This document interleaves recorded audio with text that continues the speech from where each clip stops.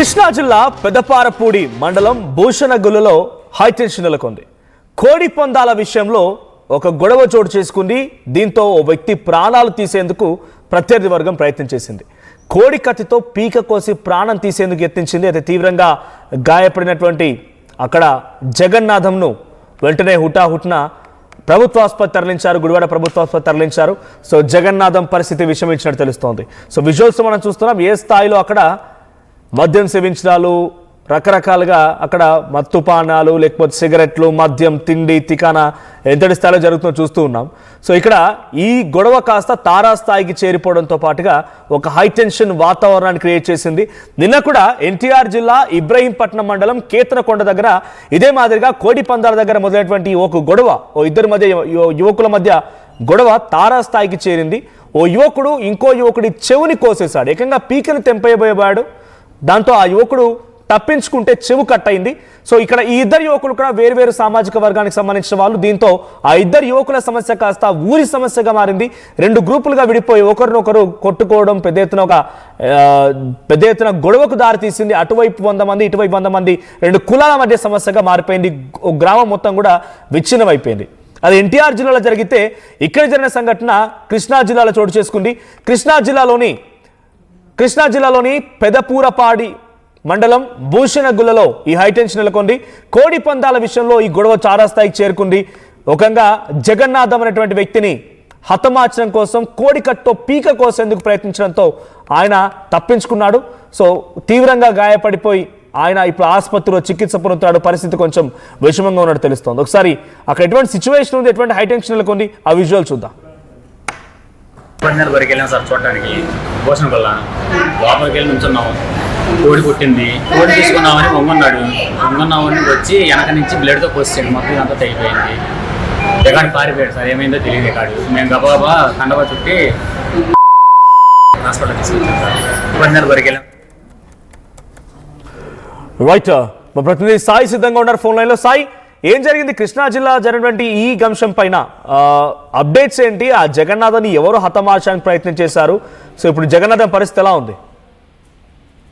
ప్రధానంగా కోడి పందాలు అనేది అంటే సంక్రాంతి సంబరాల పేరుతో ఒక అరాచకమే జరుగుతుందనే విధంగా చెప్పొచ్చు. ఒకవైపు వందలాది మంది ఈ డబ్బులు కోల్పోతున్నటువంటి పరిస్థితులు ఉంటే, ఈ కోడి పందాలు జరుగుతున్నటువంటి నేపథ్యంలో వివాదాలు కూడా వరుసగా చోటు చేసుకుంటున్నటువంటి పరిస్థితులు ఉన్నాయి.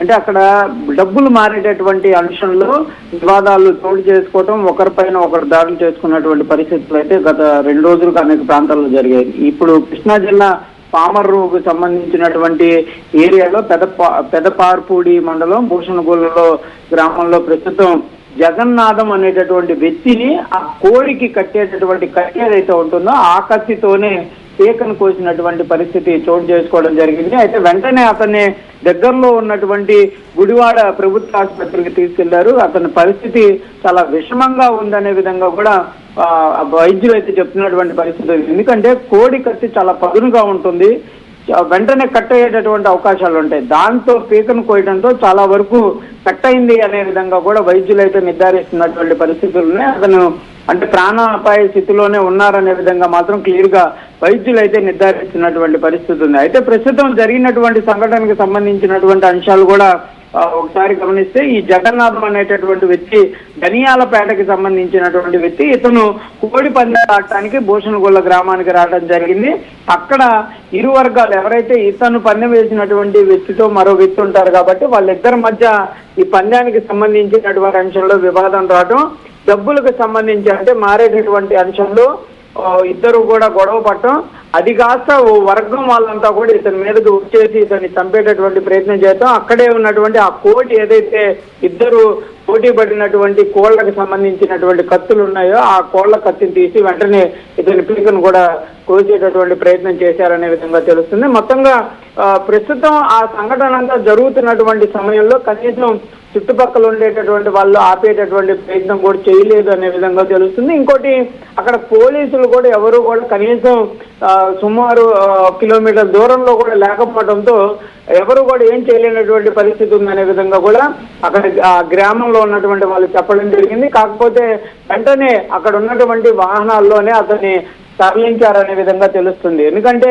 ప్రభుత్వానికి సంబంధించినటువంటి అంశాలు పోలీసులు అక్కడ దగ్గరలో ఉంటున్నటువంటి పరిస్థితి లేదు, అంబులెన్సులు లేవు, ఏదైనా వివాదాలు జరిగినా లేకపోతే ఏదైనా ఇబ్బంది అయినా కనీసం అక్కడ సరే మెజర్మెంట్స్ ఏమీ లేకపోవడంతో ఈ వివాదం జరిగినటువంటి వ్యక్తికి ప్రాణాపాయ స్థితి అయితే పెరిగినటువంటి పరిస్థితి ఉందనే విధంగా కూడా ప్రస్తుతం జరిగినటువంటి వివాదంకు సంబంధించినటువంటి అంశాలు పరిశీలిస్తే తెలుస్తుంది. మరి చూడాలి అతనికి ఎలాంటి పరిస్థితి ఉంటుంది, అతను అంటే రాత్రికి గడిస్తే కానీ చెప్పలేనదే విధంగా వైద్యులు అయితే చెప్తున్నారు. ప్రస్తుతం దీనిపైన మరి పోలీసులు ఏమైనా చర్యలు తీసుకుంటారా?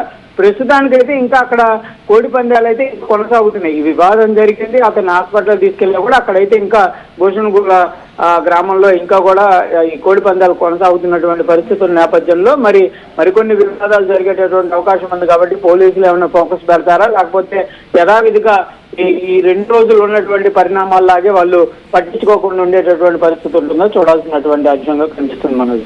రైట్, అంటే పోలీసులు ఏం చెప్తున్నారంటే ఇంతటి స్థాయిలో గొడవలు జరుగుతున్నాయి, యథేచ్ఛగా బెట్టింగ్ నిర్వహించారు, కోడి పందాలు ఒక ఐపీఎల్ సీజన్ మాదిరిగా మ్యాచ్ల మాదిరిగా నిర్వహించారు. ఇప్పుడు ఒక్కొక్క సమస్య బయటపడుతుంది. ఎన్టీఆర్ జిల్లాలో యువకుడి చెవు కోయడంతో కేతనకొండ గ్రామం మొత్తం 2గా విడిపోయింది, 2 సామాజిక వర్గాలుగా విడిపోయి గొడవకు దిగారు. ఈరోజు ఇక్కడ ఇంకో సంఘటన కృష్ణా జిల్లాలో. ఈ వరుస ఘటనల పైన పోలీసుల రియాక్షన్ ఏంటి? అంటే ప్రధానంగా కూడా వెలుగులోకి వచ్చిన సంఘటనలు కొన్ని ఉన్నాయి. వెలుగులోకి రాకుండా వివాదాలకు అక్కడికక్కడే పరిష్కారం జరగటం కానీ లేకపోతే ఇరు వర్గాలు కొట్టుకొని చెల్లాచెదురుగా వెళ్ళిపోయిన సంఘటనలు చాలానే జరుగుతున్నటువంటి పరిస్థితి ఉంది. 2-3 రోజులుగా ఒక కృష్ణా జిల్లాలో లేకపోతే ఎన్టీఆర్ జిల్లాలోనే కాదు, ఈ కోడి పందాలు ఎక్కడైతే జరుగుతున్నాయో అక్కడ చాలా చోట్ల కూడా వివాదాలు జరుగుతున్నటువంటి పరిస్థితులు ఉన్నాయి. పోలీసులు కనీసం కిలోమీటర్ దూరంలో కూడా వాటికి దగ్గరలో ఉంటున్నటువంటి పరిస్థితి లేదు. కాకపోతే కొన్ని బారులను మాత్రం చిన్న బారులను ముగించాము అనే విధంగా ప్రకటనలు చేశారు. కానీ భారీ సంఖ్యలో డబ్బులు మారినటువంటి ఈ కోడి పందాలు ఏవైతే ఉన్నాయో వాటి వైపు కన్నెత్తి కూడా చూసినటువంటి పరిస్థితి లేదనే విధంగా చెప్తుంది. కాకపోతే పోలీసులు చెప్తుంది ప్రజాప్రతినిధులే ఉన్నటువంటి నేపథ్యంలో మేమేం చేయగలం అనే విధంగా వాళ్ళు ఇంటర్నల్ గా చెప్తున్నప్పటికీ ఇలాంటి వివాదం జరిగినప్పుడు అన్న కనీసం సాయి ప్రజాప్రతినిధులంత మాత్రాన చట్టాలు పనిచేయకుండా పోతాయా? ప్రజాప్రతినిధులకి చట్టాలు పనిచేయవా? అంటే పోలీసులు అసమర్థ సమానం అనుకోవాలి. ఎందుకంటే ఇక్కడ చాలా మంది నిన్న జరిగిన సంఘటన అయిపోయింది, ఈరోజు తెల్లవారుజామున చంపేసుకునే పరిస్థితికి వచ్చింది. కొన్ని సంఘటనలు మాత్రం బయటపడుతున్నాయి. ఇటువంటి పగలు ప్రతీకారాలు పెంచుకొని ఈ దాడులు, ప్రతిదాడులు, మరణాలు, వివాదాలు, వాగ్వాదాలు ఇంకెక్కడి వరకు వెళ్తే ఊహించలేం కదా. దీనిపైన పోలీసులు ఎటువంటి చర్యలు తీసుకోబోతున్నారు? మరి ప్రధానంగా హైకోర్టు ఆర్డర్స్ ఉన్నాయి. గవర్నమెంట్ కూడా ఇలాంటి వివాదాలు జరగకుండా చోటు చేసుకునేటటువంటి అంశాలు లేకుండా చూడాలనే విధంగా పోలీసులు చెప్పడం జరిగింది.